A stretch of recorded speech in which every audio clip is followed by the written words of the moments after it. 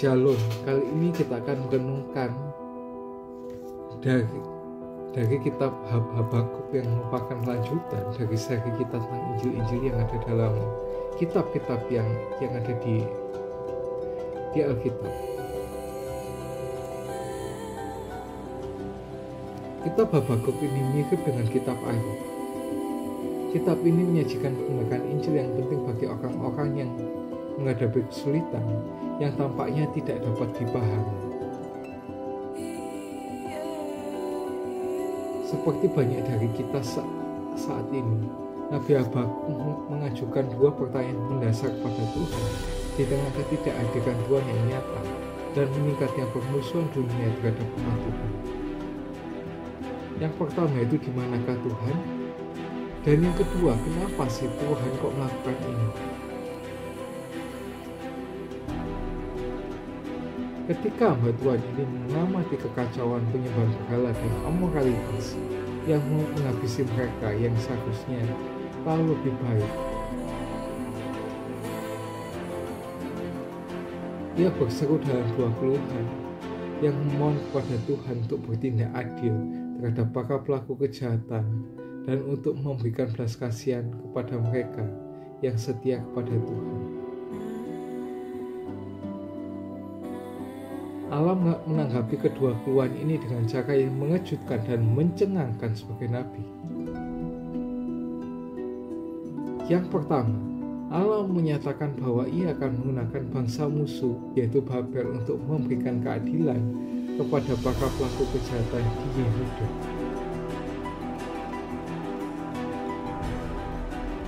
Yang kedua, Allah akan menyatakan kepada Israel hikmat dan pemeliharaan yang tidak terselama, yang bukan hanya menghakimi bukan hanya Yehuda, tapi juga musuhnya. Pesan ini akhirnya menanamkan dalam diri sang nabi iman yang kuat dan takut di tengah kebingungan yang membingungkan.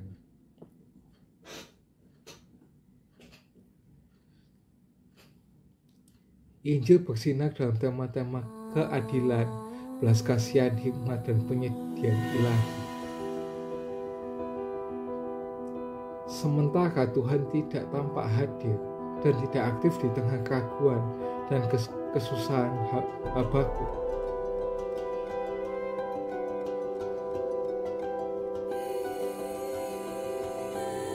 Kitab ini cocok dengan konteks cerita Alkitab yang berbesar bahwa di dalam kegenapan waktu, Tuhan sendiri melalui pribadi dan pekerjaan Yesus Kristus akan datang dalam daging untuk membawa keadilan dan belas kasihan bagi semua orang, seperti yang katakan di Lukas 24 ayat 27 dan ayat yang ke-44, terus di Yohanes 5 ayat 39 dan ayat yang 46, dan juga di 1 Petrus 1 ayat 10 sampai 12. Di kayu salib Yesus menerima ketidakadilan atas dosa-dosa kita berupa penyembahan berhala dan amoralitas. Selain itu, di kayu salib Yesus menawarkan belas kasihan, pengampunan bagi semua orang yang percaya kepada pekerjaan penggantiannya. Jadi, di atas kayu salib di Kalvari itulah keadilan dan belas kasihan itu bertemu. Injil bersinar dalam kitab Habakuk saat Nabi menceritakan tentang pembebasan Israel yang setia oleh Allah selama penggambaran di padang gurun dan memanggil umat Allah untuk memperbarui iman mereka kepada pemeliharaannya. Sebagaimana Israel mengalami pembebasan dari Mesir dan pendirian di tanah perjanjian,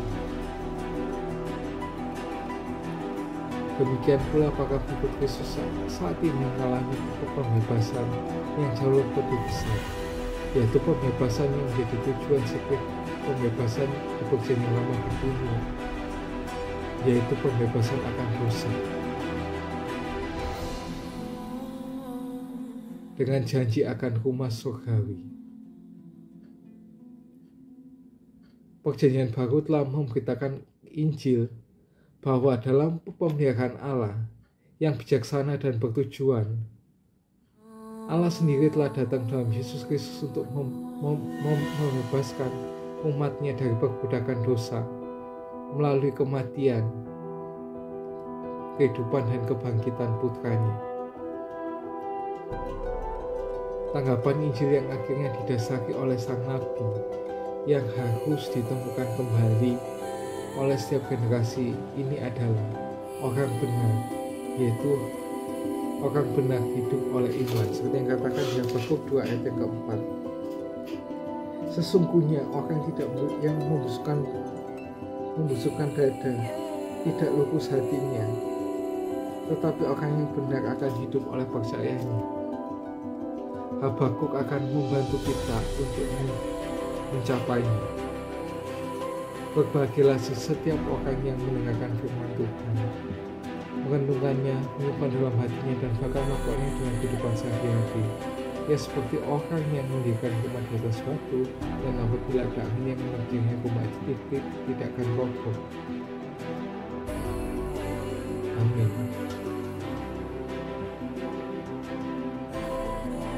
Jangan lupa like, subscribe, dan share jika kalian terberkati dengan konten ini. See you and God bless you.